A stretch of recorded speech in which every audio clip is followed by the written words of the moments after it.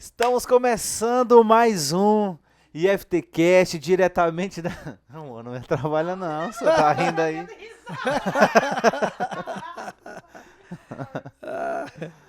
Estamos começando mais um IFTcast diretamente da Baixada Maranhense para as nações da terra. E eu estou aqui com o meu amigo, meu pastor Ribinha. Seja bem-vindo de volta.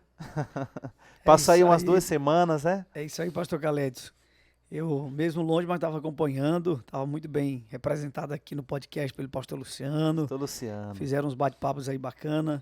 E é isso, estamos aqui para a gente compartilhar com vocês um pouco dessa nossa experiência na Guatemala. É isso mesmo. E é justamente essas 2 vezes que o pastor Luciano esteve aqui com a gente, que o senhor esteve na viagem aí, né? Foi, exatamente, meu Resolvendo amigo. tudo.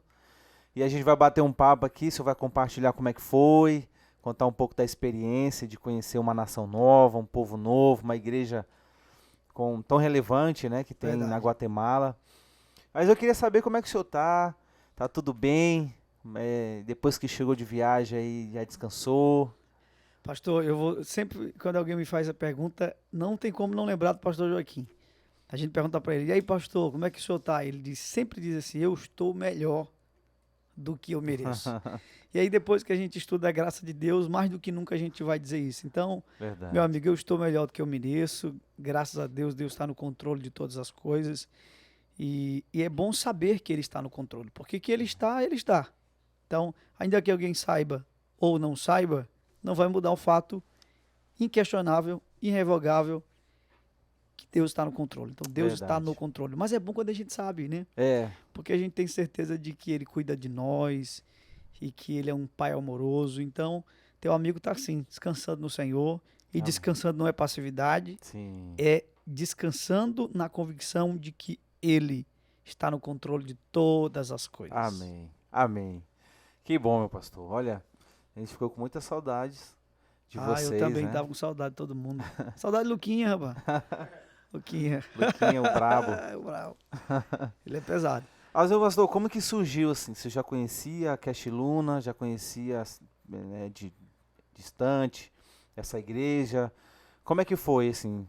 Você já acompanhava ele e de repente surgiu a oportunidade de ir? Pastor, olha, eu acho que você não poderia começar com outra pergunta que não fosse essa. O pastor Cash Luna, eu tive acesso aos vídeos da igreja dele há mais de 20 anos.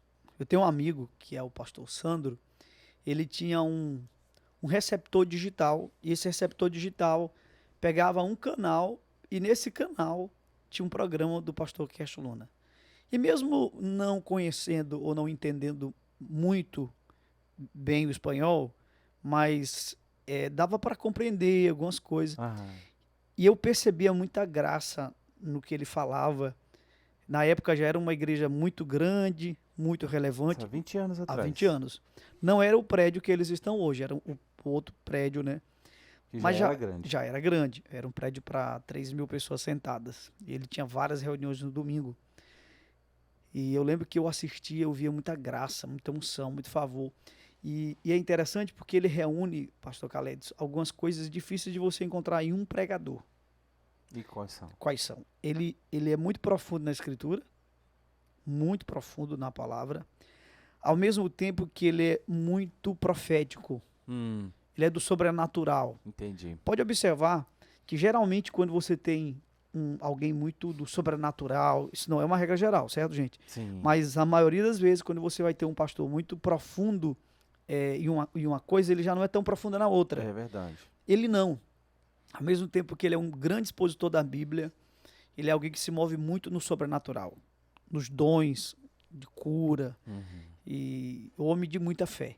Amém. De muita fé. Muito Então já bom. acompanhava ele há 20 anos e poder estar ali, meu amigo, foi um sonho realizado. Imagina. Eu já tinha dito para o pastor Joaquim, há alguns anos atrás, pastor, tem uma igreja na América Central e o pastor Joaquim, ele sempre faz isso, né? Ele gosta de impulsionar a gente, usar o termo que ele usa aqui, vou usar. Ele gosta de esticar a gente. E aí ele teve a ideia de convidar alguns pastores amigos, montou a caravana, fomos para lá, ficamos 7 dias Ali. imergidos E foi uma experiência maravilhosa. Incrível. Na verdade, 6 dias. E eu gostaria de ter ido, né? Mas não deu. Mas você vai, não tem a dúvida. Nós vamos marcar aqui uma caravana com uma turma aqui, a gente vai pra lá também. Com certeza, absoluta. E é bom que a gente já tem agora um amigo lá, que é o Meme. Meme é o líder de toda a parte de louvor da igreja. E eu fiquei muito tocado, porque, vamos lá, o cara lidera a equipe de louvor, pastor, de uma das igrejas mais relevantes do mundo. E aí eu preciso falar isso aqui. O Ralph, que é um homem de Deus, você precisa conhecer o Ralph. Ralph é um homem de Deus, ele conhece muitas nações, já foi em várias nações, conhece a maioria das grandes igrejas do mundo, e em especial nos Estados Unidos. E eu perguntei para ele, Ralph, e aí, essa igreja aqui? Ele disse, meu amigo, pouquíssimas igrejas. Ele chegou a me dizer não vou falar aqui uma questão de ética, ele diz, existe uma igreja nos Estados Unidos que eu vi, que eu posso te dizer que se equipara a essa. Então, pastor, é realmente incrível o que está acontecendo ali na Guatemala, porque quando a gente considera o fator socioeconômico, porque a Guatemala é tido como um país de terceiro mundo, um país pobre, e aí se levanta uma igreja pulsante, viva, próspera, muito próspera, em meio a toda essa realidade, comprova que é Deus que está fazendo. Sim. Então ninguém pode atribuir ao poder do dinheiro. Ninguém vai dizer, não, eles estão fazendo tudo isso porque a nação é rica, porque eles têm dinheiro. Não. Realmente é Deus que separou, levantou e está fazendo algo maravilhoso naquele lugar. Muito bom. Meu pastor, mas aí você acompanhou ele há 20 anos atrás? Sim. Já vi alguns vídeos. Nesse período ele tinha uma característica, né? Ele era bem do mover profético, de cura. E hoje ele está numa nova fase, né? O pastor Cash Luna. Pois é, você pastor. Já conheceu ele? Ouviu eu também ele pela percebi primeira isso. vez, né? Percebi isso. E agora está numa outra fase. Essa percepção tua eu também tive. Porque naquela época eu lembro de grandes ajuntamentos que ele fazia, até em estádios. Aquelas famosas cruzadas de curas e milagres e tal. E agora ele está num momento mais mestre, ensinando muito, mas ele continua fluindo nas duas coisas. E o que eu te disse agora há pouco, ele flui muito bem. Muito bom. Entendeu? Ele flui muito bem nessas duas áreas. É uma igreja madura, porque a pandemia lá foi ainda mais intensa do que aqui no Brasil. Entendi. Só para ter uma ideia, ele falou isso pra gente, que a igreja ficou 1 ano completamente fechada. É mesmo? Você imagina, completamente fechada. E aí eles sofreram, mas não sofreram tanto como igreja, aí eu falo como igreja, porque eles são muito vivos nas casas, que é uma característica de lá, viu, pastor? Então esse 1 ano que eles ficaram com o templo fechado, continuaram nas casas? Continuavam fazendo as células, né? Depois eles não podiam mais fazer as células, mas eles tinham todo mundo muito bem organizado, distribuídos. Então, pelo WhatsApp, eu acho, eles conseguiam fazer esse trabalho de acompanhamento. Entendi. E tudo. Então, sofreram bem menos do que aqueles que não tinham essa estrutura de organismo. Entendi. E qual foi que, assim, uma coisa que te marcou bastante lá quando você chegou lá na igreja? Foi a recepção, foi a estrutura, foi o coração do pastor, foi a pregação? O que te marcou mais? Pastor, olha, muitas coisas me marcaram. Inclusive, deixa eu te dizer uma coisa que me marcou muito. E aí é forte que eu vou te dizer. Viajar ao lado do pastor Joaquim é uma experiência marcante. É mesmo. E para quem não sabe, explicar que pastor Joaquim é o meu pastor, é o pastor da aliança que eu faço parte. Eu tive o privilégio, até engraçado isso, porque o nosso grupo era grande e tivemos que alugar 2 vans. E tinha um espacinho na van entre o motorista e o carona aqui do lado, que só cabia... um ribinha. Só cabia eu. Não cabia mais ninguém. Então, o pastor Joaquim sentava aqui do lado e eu sempre sentava ao lado dele nas viagens. Pastor, e foi uma experiência à parte. Aprendi muito com o pastor Joaquim. Eu lembro que teve uma hora que nós saindo, acho que foi o último tour que nós fizemos na igreja. Eu agradeci a ele, pastor, muito obrigado. E ele disse, meu filho, eu estou saindo daqui desafiado. Estou saindo daqui muito confrontado. E eu olhei para ele e disse, pastor, se o senhor está saindo daqui desse jeito, né, que já é alguém que conquistou muito em Deus, imagina nós. Ele olhou para mim, pastor, e disse assim, meu filho, e sendo muito sincero contigo, é por causa de vocês que eu estou fazendo isso. Uau. Porque em tese, vocês têm muito mais anos do que eu pela frente. E eu estou aqui não é por causa de mim ou da minha esposa. Eu estou aqui por causa de você, por causa do Rodrigo, por causa dos outros pastores que eu sei que vocês têm mais tempo para fazer algo aqui. Eu quero que vocês sejam esticados nessa experiência. Mas lá na igreja, né? Muitas coisas. Eu vou tentar enumerar aqui algumas coisas que me chamaram a atenção. Primeiro, o fato de uma igreja dessa ser tão grande e o pastor nos receber, e ele não tem, pastor, aquele perfil característico de quem lidera uma estrutura daquele tamanho. Porque geralmente um líder de uma grande organização, geralmente, eu não estou falando sempre, mas geralmente é um líder que tem tensões. Você percebe sua agitação. Pastor, ele chegou, atendeu a gente, eu não fui com essa expectativa, nem imaginava que ele ia receber a gente, nos recebeu.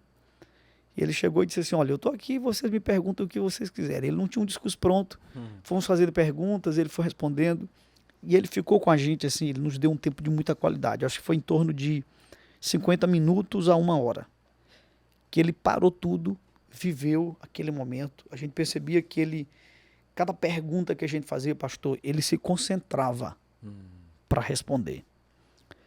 Então, isso me tocou. Sua própria esposa também nos recebeu no outro dia. O filho dele também nos recebeu. Então, uma igreja muito... Ao mesmo tempo que eles são muito organizados, e aí eu vou lembrar de uma fala do meu amigo pastor Ricardo Massai, que ele diz que a igreja tem que ser tão organizada quanto uma empresa, tão acolhedora como uma família, e tão fervorosa e poderosa como é uma igreja. E eles têm isso. Eles têm isso lá. Tem, pastor. Tem muito... detalhe, no culto me tocou algumas coisas. Primeiro, o culto deles é muito compacto, parecido com o nosso aqui, bem compacto. 1h30. 1h30, faz tudo em 1h30, pregação, tem um tempo especial. Eles envolvem crianças, as crianças servem. Olha só, lá as crianças não só estão numa salinha, elas também têm esse acompanhamento, mas elas também são engajadas no ministério da igreja. Na mídia, na recepção. Eu vi uma criancinha ao lado de um adulto, não sei se era o pai dele, daquela criança, e na recepção a criança estava lá com um coletezinho da igreja, sorridente, sejam bem-vindos e tal. Isso também foi algo muito, muito marcante. Agora, a excelência deles é um negócio assim, surreal. Meu amigo, é de altíssimo nível. Meu Deus. De altíssimo nível. E falaram pra gente as coisas mais incríveis que tem na Guatemala. Aí eu me refiro à cidade da Guatemala, porque Guatemala é a nação e também tem a cidade da Guatemala. Então, a cidade da Guatemala, as coisas mais incríveis, por exemplo, o maior shopping da cidade. Quem fez o projeto? O irmão da igreja. É mesmo? É. Então, a igreja, ela de fato está escoando para a cidade um padrão de reino de Deus. Uau. E aí o Cash Luna disse uma coisa, pastorzão, que marcou todo mundo. Ele disse assim, Deus nunca envia dinheiro para fazer coisas mal feitas. Meu Deus. Forte, não? Nossa. Ele disse, você quer recurso de Deus? Primeira coisa que você tem que fazer, aprenda a fazer bem feito. Porque Deus não envia dinheiro para quem faz mal feito as coisas. Nossa. Meu Deus. É muito forte. Forte demais. Outra coisa que ele falou pra gente também, eu me arrepio quando eu lembro disso. Ele disse assim, nunca peçam permissão ao dinheiro para fazer nada. Meu Deus. Uau. Peçam permissão para Deus. E aí a gente não entendeu, assim, a princípio, o que ele estava querendo dizer. Aí alguém, não lembro quem foi, alguém perguntou, pastor, como assim? Ele disse, vou explicar.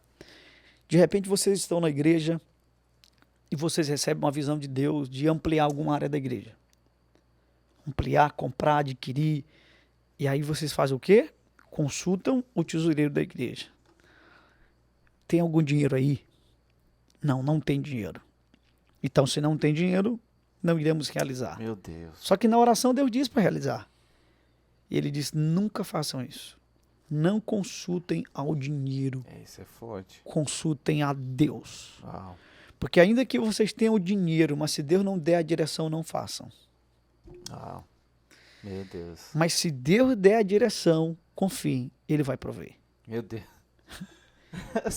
Podcast pode parar aqui. Não, meu irmão, foi um negócio, pastorzão. Foi Deus. brutal. Uau, isso explodiu aqui minha cabeça. Não é? Explodiu minha cabeça. Porque a Uau. gente fica muito dependente, cara, do que é natural. E nós não somos, né? Nós somos São do reino. princípios de alguém que vive por aquilo que Deus fala, pelas direções de Deus. Né? Exatamente. Meu Deus. Pastor, e ele é um homem de muita autoridade. Tudo que ele diz tem muito peso. Acabou de fazer 60 anos e começou essa igreja. Começaram uma casa, com uma família. Então, o que ele está falando não é uma teoria, cara. O que ele está falando é a experiência de um homem que testou isso, comprovou isso. Tem até um vídeo novo que está no canal agora deles, peço até para nossos amigos assistirem. Eles fez 60 anos e fizeram uma pequena surpresa, né, para ele, contando alguns momentos. Cara, é incrível, eu não quero dar spoiler aqui, mas eu quero que a galera assista, porque eu me emocionei. Já assisti acho umas 5 vezes, pelo menos nas 3 primeiras eu não consegui conter as lágrimas, porque a gente vê Deus. E isso também é marcante, também chama atenção lá. Eles jamais vão atribuir ao potencial, a capacidade deles. Inclusive o próprio Cash Luna, eu comprei um livro, que é o livro que conta a história da igreja, e no livro ele se denomina como homem cheio de debilidades, mas usado pela graça de Deus. Amém. Então ele não se denomina como homem, entendeu? O cara, não, é um homem... E meu pastor, só acredito que são esse tipo de coração que faz um homem durar tanto tempo assim no reino de Deus. Pastor, eu não Porque tenho dúvida. Que o senhor conhece, ele tem 20 anos. Mas a história dele é mais do que 20 anos. Com certeza, com certeza. E um homem que continua íntegro, de caráter, um trabalho tão relevante. Não é de qualquer jeito, né? É verdade. Pastor, às vezes, você está me fazendo tocar num assunto que é muito delicado, né? Mas vamos percorrer um pouquinho por aí. Às vezes a gente vê alguém, e eu vou falar isso, o maior temor do mundo, mas às vezes a gente vê uma pessoa e ele não prospera, consegue sair do lugar. Eu me refiro até ao ministério mesmo. Não vai, não avança. Não... A gente diz, mas por que fulano é uma boa pessoa? É uma boa pessoa. Mas quem que conhece o coração dele? Só Deus conhece o coração dele. E eu creio muito no que você está dizendo. Deus, quando ele confia algo nas mãos de um homem, ele já provou o coração primeiro. Ele provou. E o Cash Luna é um homem que Deus pode dar para ele. Uau. Deus pode. Pastor, mas Deus pode dar para ele. É perceptível. Não parece que ele é o pastor daquela igreja. Uau. Pastor, não parece que ele é o pastor daquela igreja. E ele deixa isso muito claro na sua fala. Teve uma coisa que ele falou lá sobre a graça de Deus muito forte. Ele disse: o pecado não mata a graça. Olha, isso é forte. A graça mata o pecado. E aí ele explicou algo sobre isso. Ele é um pregador da graça de Deus, mas ele prega a graça de forma correta, não essa graça barata. Sim. Né? A graça bíblica fundamentada na palavra de Deus. Então, meu amigo, muita coisa nos chamou a atenção naquele lugar. Outra coisa também que me chamou a atenção é o fato da igreja ser muito nas casas. Ele não aceita absolutamente nada que concorra com as células, com os grupos pequenos, os G6, né, deles. Eles não aceitam. Eles não têm celebrações no templo no meio da semana, só tem cultos nos domingos e, surpreendentemente, até os jovens da igreja também não têm cultos. É mesmo. Que é uma coisa que a gente vê em todo lugar, culto de jovens. Sim, todo sábado dos jovens. Eles não têm. O que eles têm? A cada 3 nunca vi meses, isso. eles tinham todo mês um culto. E o filho dele falou isso pra gente, porque é o filho dele que toma conta dessa parte da igreja. Aí o filho dele disse: olha, papai entendeu que tudo aquilo que concorre com os grupos pequenos não é saudável para a igreja. A igreja precisa. E a gente vê, pastor, numa pandemia como essa, como é importante um grupo pequeno. Vamos supor que Deus livre e que isso nunca aconteça em nome de Jesus. Mas vamos supor que aconteça uma perseguição na nossa nação. E nós sejamos impossibilitados de congregar. Não podemos mais congregar. O que vai acontecer com o Ministério de Louvor da igreja? Não vai ter mais. Vai acabar. O que vai acontecer com o Ministério de Recepção da igreja? Vai acabar. O Ministério de Exposição da Pregação no Púlpito vai acabar. Vai sobreviver o quê? Vai sobreviver só a missão. E qual é a missão? Nossa. A missão é só uma. E façam discípulos. A missão nunca acaba. A missão nunca acaba. Vai sobrar só a missão. E a gente pode correr o risco de esquecer que o culto, que a recepção, que a pregação, que o louvor, tudo isso só tem sentido se desembocar na missão. Nessa missão, hein? Uau. Muito bom. Então eles são focadíssimos lá. Hiperfocados. No GCs. Hiperfocados. Então tem dezenas de aí, líderes. Meu amigo. Tá aí, eu não fiz essa pergunta, mas milhares de é uma igreja grupos de quantos pequenos. membros? Pastor, se não me falha em memória, 70. Acho que foi 70 mil. Meu 70 Deus. mil membros Uau. que tem a igreja. Não chegou a perguntar quanto a porcentagem de pessoas que estavam no G6, não chegou a perguntar, né? Não fizemos essa pergunta. São 3 mil voluntários por domingo, pastor. 3 mil pessoas que servem todos os domingos na igreja. É muita gente. Só que serve todos os domingos na igreja. Então é uma estrutura gigantesca. Então, Deus que fez aquilo mesmo. Tem lá mesmo. milhares de líderes, com certeza. Tem, né? tem. Só que eles têm os grupos pequenos com foco no pastoreio, certo? No evangelismo e discipulado. Do outro lado, eles têm os ministérios também.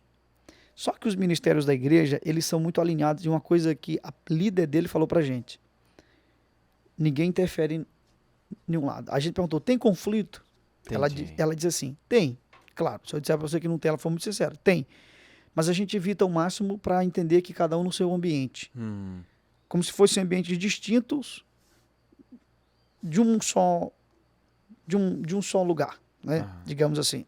Então, é como se no organismo da igreja funcionasse o G6. Na organização da igreja funcionassem os ministérios. Perfeito. Então, é comum lá, algumas situações, ela falou isso pra gente, da pessoa dizer assim, não, isso aqui eu não me meto, isso aqui é uma questão pastoral. É mesmo? Consegue dar um exemplo de alguma coisa? Consigo, porque foi falado lá. Então, alguém serve no ministério de diaconia da igreja, certo? Só que ele não está bem, está dando mau testemunho, por exemplo. Então, aquele líder dele é a pessoa que pode dizer pro líder do ministério. O líder do ministério pode até dizer assim, não, esse aqui é o melhor que tem aqui, é que mais se dedica, mas se ele não tiver com a vida com Deus, você entendeu? Pra gente não correr o risco, pastor, de na igreja botar a pessoa pelo que ele faz, não pelo que ele é. Então tem que ter esse cuidado do pastoral. Entendi. Então às vezes, vamos pensar aqui em tese, o cara é um músico extraordinário, é um bom músico, toca demais, só que tem um mau testemunho. Não tem compromisso. E quem que vai saber disso mais de perto é quem está acompanhando ali, que é o líder, o pastor do GC, do grupo pequeno. Entendi. Tu entendeu? Então, às vezes o cara tá lá no altar, no domingo e tal, mas fora. Então, eles têm sempre que prevalece, a opinião do líder do grupo pequeno. É mesmo? Olha aí. Muito bom. É assim que eles fundamentaram a igreja. Organiza. Não gerar tensões, confusão. Outro exemplo prático, que isso também acontece aqui na nossa igreja. O meme, olha só, o meme é líder de todo o louvor da igreja, certo? Só que tem um pastor da igreja que é pastor dele, mas no louvor é liderado por ele. Você entendeu? Explique de novo bem. Vamos lá. O meme é o líder do louvor da igreja geral. Só que o meme não é pastor. Ele não é pastor. Ele é líder do ministério de louvor. Certo. Só que entre aqueles integrantes tem um pastor, que é o pastor do meme. Que faz parte da equipe de louvor. Quando o assunto é louvor, meme lidera ele. Entendi. Quando o assunto é vida, ele lidera meme. Entendi. E eles não têm conflito Olha aí, nisso. isso é Acontece muito aqui na nossa igreja, né? Nós temos a pastora Samanta, que lidera o louvor da igreja, e a pastora Ayla, que é a pastora da Samanta, compõe uma Então, das equipes. Então, nesse sentido, parece muito com o que a gente já vem desenvolvendo aqui. Bacana. Porque assim. Entendendo a unção que está sobre cada um Isso, naquele lugar, não é? Respeito. Acho que isso é mesmo. importante. Respeitar mesmo. E vai longe. Olha, É. pastor, conflito sempre vai ter. Mas quando a gente entende, por isso que o evangelho é o regulador da igreja. Presta bem atenção nisso. Ter lido o Timothy Keller para mim foi incrível. Porque quando eu li Timothy Keller, virou uma chave. Qual foi a chave? Você sabe que eu tenho formação teológica e eu, infelizmente, achava que a gente tinha que pregar o evangelho para quem? Para o não crente. Então, o não crente ouviu o evangelho, ele já sabe o evangelho. Agora, não vamos falar do evangelho para ele, vamos falar outras coisas para ele. O evangelho ele já sabe. Só que, meu amigo, o evangelho ele salva o perdido, mas ele santifica a igreja. Quando você escuta sobre o evangelho, você fica humilde. É verdade. E preste atenção nisso. Humilde não briga. Humilde não se magoa. Mas se ofende. Humilde não se ofende. Então, o evangelho vai regular essas relações interpessoais que vão tendo dentro da igreja. Para fazer isso, né? Só o evangelho. Meu irmão, pastorzão, só o evangelho para fazer com que 3.000 pessoas sirvam nos domingos e não se atritem. Até porque essas pessoas não ganham absolutamente nada para estar trabalhando. Uau. Tudo voluntário. Tudo voluntário. Apaixonados. Todos apaixonados pelo reino de Deus. Uau, que maravilha. Eu não tenho que marcar a nossa viagem para lá. Pastorzão, vamos levar vocês. Quero levar vocês. São 2 lugares que eu fui, que eu pretendo fazer caravanas para levar vocês. A Coreia. Coreia é um lugar incrível. E essa experiência que eu tive agora na Guatemala. Muito bom. E nós vamos só marcar a data. Em nome de Jesus.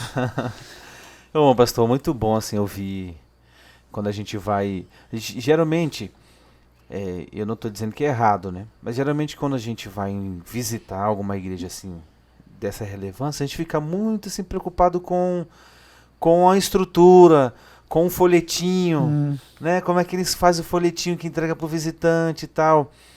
E às vezes a gente perde esses detalhes aí, né, do coração do pastor, da humildade que ele tem, a forma como as pessoas lidam uma com a outra dentro da estrutura, respeitando o espaço um do outro. Eu acho que esse que a gente tem que buscar.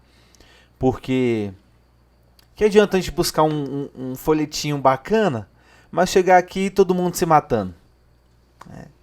Então eu acho que essas viagens são boas nesse sentido, né? Conhecer, mergulhar.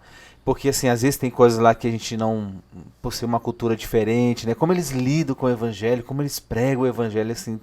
Eu gosto, assim. Eu sou um cara que já viajei em alguns lugares. Já conheci algumas igrejas, assim. Eu acho que a igreja... Uma das igrejas mais relevantes, assim, e também em questão de estrutura que eu conheci, foi a igreja da cidade. Realmente é incrível do pastor lá. Carlitos Paz. E eu fui 3 vezes lá, nesse período que eu morei em São Paulo. Era perto, era 1 hora de carro. Então a gente conseguia ir ali rapidinho. E eu vi tanta coisa ali que eu ainda não tinha conhecido e nem visto, né, na igreja. Porque pelo tamanho, né, pela forma como eles trabalham. Então assim, vale a pena, eu gosto demais de ir. E a gente vai logo mais. Com certeza. Pastor, e é tão importante essas experiências. Nesse caso da Guatemala, eu ouvi claramente, assim, algo dentro de mim que eu entendo como uma palavra de Deus no meu coração, certo? A palavra, eu creio que Deus fala sempre pela Escritura, mas eu creio que Deus fala na oração. E eu estava lá orando e anotando, percebendo, e me veio ao coração o seguinte: não mude nada, intensifique tudo. Eu percebi que existe um caminho para o êxito. Digamos que o caminho seja esse. Eu descobri que nós já estamos no caminho. Amém. O que nós precisamos é fazer ajustes, Mas aqui, no interior do Maranhão, e eu gosto sempre de frisar isso, pastor, para que quem está nos vendo entenda que se Deus está fazendo aqui, Ele pode fazer em qualquer lugar do mundo. E nós estamos o metro quadrado mais pobre dessa nação. O Brasil é um país pobre. O Maranhão, o Nordeste é a região mais pobre do Brasil. E o Maranhão é o estado mais pobre. Meu Deus. E dentro do estado mais pobre, a parte mais pobre é a Baixada Ocidental Maranhense, que é onde esse podcast está sendo feito, que é onde a IBP existe.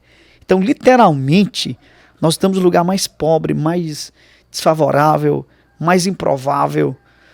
E eu creio que Deus vai fazer aqui, porque Deus não está preso, Deus não está limitado a essas coisas, essas realidades humanas, econômicas. Não, Deus, onde houver alguém, pastor, onde houver alguns alinhados ao coração dele, ali ele vai fazer. Amém. Então, ver Deus fazendo isso num país de terceiro mundo. O senhor viu alguma semelhança lá? O país é pobre, né? Para mim foi muito mais impactante do que se eu tivesse ido, por exemplo, nos Estados Unidos e ter visto uma dessas mega churches de lá, né? Para mim foi muito mais impactante, porque Deus faz a despeito do lugar. Deus tem um axioma que eu gosto que diz assim: um Deus grande faz uma grande obra em lugares pequenos, porque Deus é grande a despeito do lugar. Então essa foi a palavra que veio ao meu coração. Feliz, animado. Hoje vamos ter uma reunião para a gente conversar aqui com a nossa liderança um pouco. Estou empolgado para te ouvir. Fazer alguns ajustes, intensificar. Agora, assim, a grande palavra é intensificar. Pastor, para quem está nos ouvindo, você quer muito que sua igreja local cresça? Você quer muito mesmo? Porque você tem que querer muito. Se você quer, mas não quer muito, dificilmente isso vai acontecer, pastor. Para acontecer, a gente tem que querer muito. Muito. Foi uma coisa que o Cash deixou muito claro. A gente quis e a gente quis muito. Pastor, a maioria, eu diria 98% das pessoas que nos apresentaram estão na igreja há mais de 20 anos. Uau. Mais de 20. O rapaz que toma conta de toda a parte da mídia está há 22 anos ali servindo naquele lugar, naquela posição. A senhora que toma conta de toda a parte do pessoal da igreja, dos ministérios, está lá há 24 anos servindo. E são coisas que a gente não encontra assim, né? É raro. Comum. E ainda mais muitas pessoas.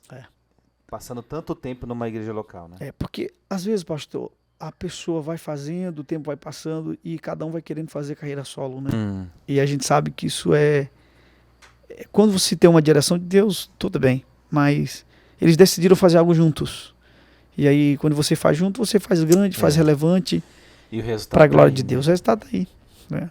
E nós vamos viver isso aqui em Pinheiro. Amém. Você vai ver isso na sua cidade. Pode ser uma cidade grande que você mora, uma cidade pequena. O que importa é seu coração, sua fome, seu desejo, sua vontade, sua disposição de pagar o preço, estar nos pés de Jesus. E Ele vai fazer, com certeza. Amém. Eu creio demais. Eu tô junto nisso aí. Tamo junto, pastorzão. Quero participar daquilo que Deus já está fazendo e intensificar, né? Amém. Ainda mais. Essa experiência que a gente está tendo de vir morar aqui já tem 2 anos. Tem 2 anos que a gente está aqui. Olha só, passou rápido, hein? A gente passou 19 anos em São Paulo, mais 2 aqui. E aqui que a gente vai ficar, né? Amém. Aqui vamos... Zoe vai crescer por aqui. Vai crescer por aqui. Isso.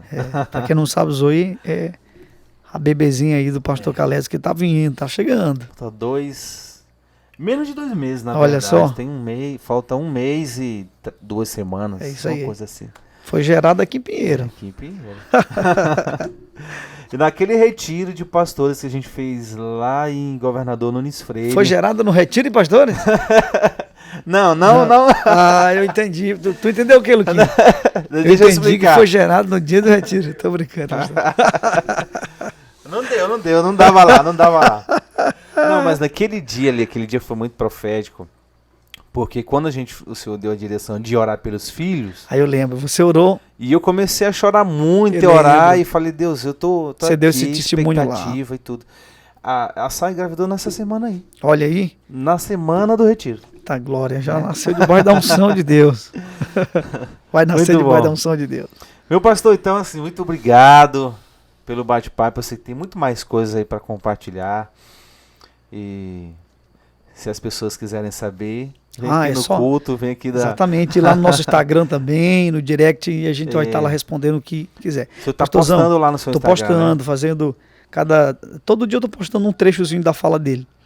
É importante também falar com os nossos amigos, pastor, se você está sendo tocado, abençoado por esse podcast. Verdade. Olha, gente, fazer um podcast desse aqui, vocês não têm noção como pra gente é desafiador.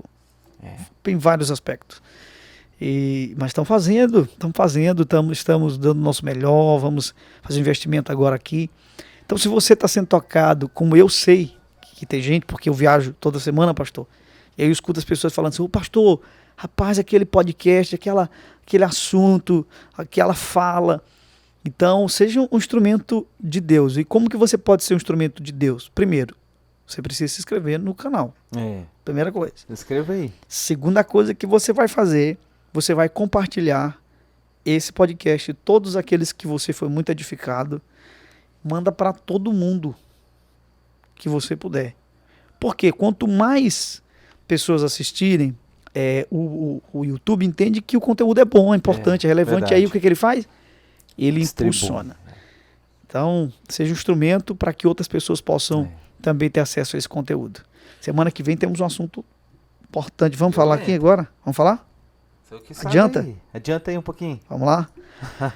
Vamos começar aqui, eu e o pastor Calés, vamos conversar sobre os assuntos em torno da volta de Cristo. Rapaz, vai dar muito bom, top, hein? Vai dar bom. Semana que vem estamos aqui.